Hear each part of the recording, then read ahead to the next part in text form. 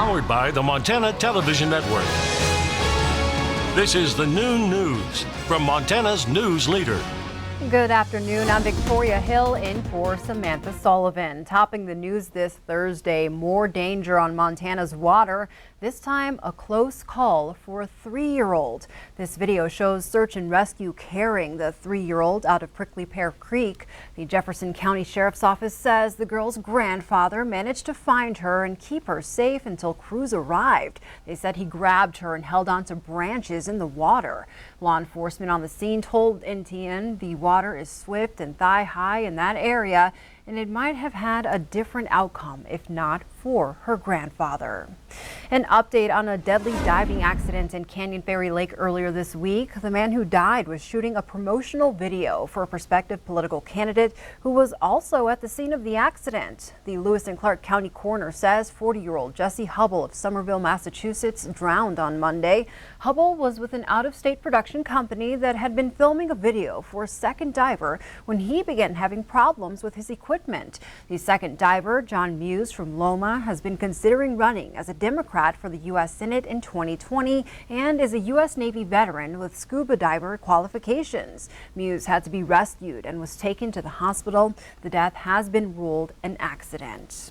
And now we say hello to Ed over in the Weather Center. Good afternoon. Good afternoon. We might have a really busy afternoon and evening in store, Victoria. Let's take a look, because not only do we have thunderstorms developing again, but how about weather advisories into effect for a good portion of western Montana, even as low as 5,500 feet through central Montana. Could see some snow accumulations, of course, significantly more in the higher elevations as we start getting into the evening hours and overnight tonight. Meantime, for this afternoon and this evening, a broad area of south central and southeastern Montana under the risk of strong to severe thunderstorms. We saw some pretty strong storms last night with heavy rain, hail, and lightning, and we could see more along with wind tonight. We'll talk more about that coming up in just a few minutes.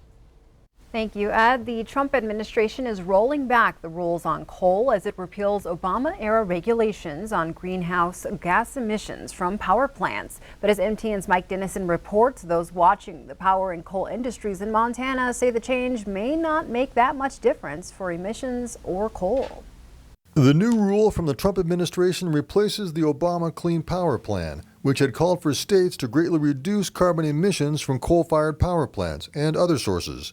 The Trump rule says power plants must cut their 2005 emission levels by 35% by the year 2030.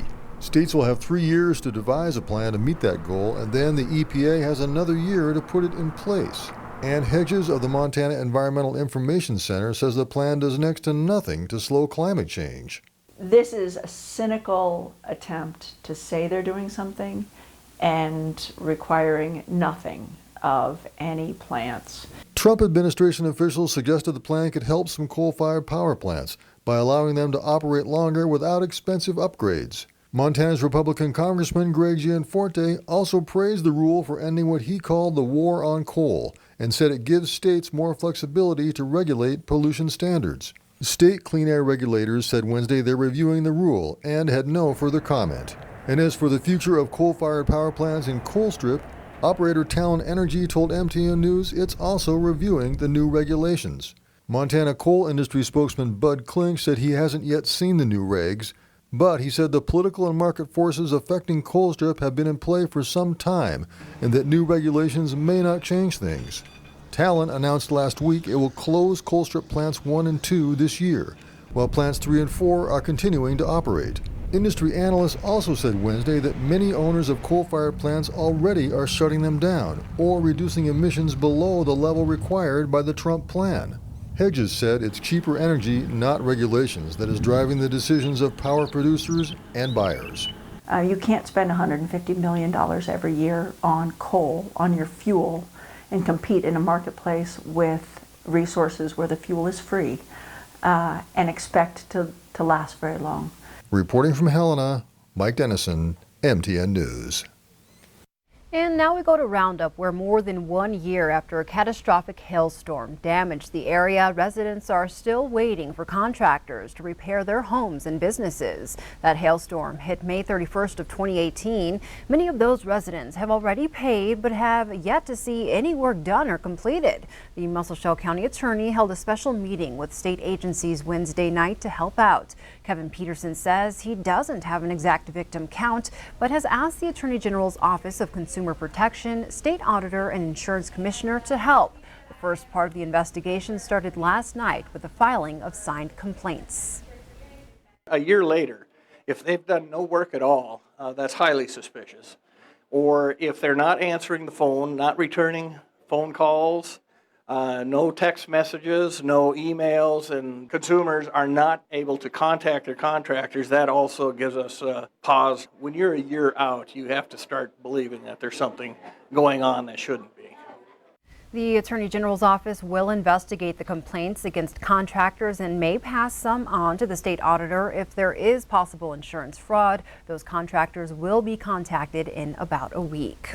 A youth mental health facility in Butte is closing its doors after leaving more than 100 people out of a job. Acadia, Montana announced its closing operations, but the facility didn't give an indication of why it's closing.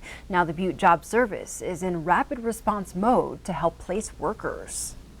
We're going to bring folks from unemployment in, from Helena, ourselves, and then resources as a Career Futures, and we're going to sit down with them and kind of help them with their unemployment claims process and things like that, and offer many other resources that we have.